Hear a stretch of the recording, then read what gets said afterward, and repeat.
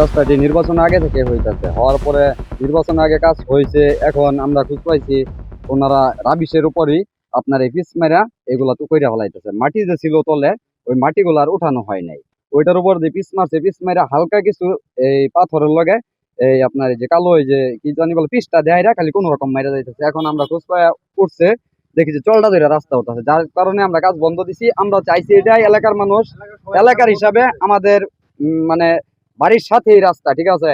তো আমরা চাই যে কাজটা সঠিকভাবে ভালো হোক। পদ্মা সেতু, মেট্রো রেল এবং এলিভেটেড এক্সপ্রেসওয়ে নির্মাণের গর্বিত অংশীদার বসুন্ধরা সিমেন্ট। এখন যাও রাস্তার কাজ চলতেছে, কিন্তু রাস্তার মধ্যে সব দুর্নীতি। রাস্তার যত পিচ আছে টান দিয়ে পোলা মানে উড়াই লাইতেছে।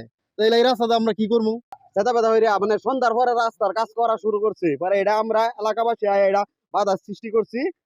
না তারা এই কাজ বন্ধ করছে, সুন্দরভাবে সুষ্ঠুভাবে যদি কাজ পরিচালনা করে এটা করবো, আর নাইলে এটা এইভাবে বন্ধ থাকবে।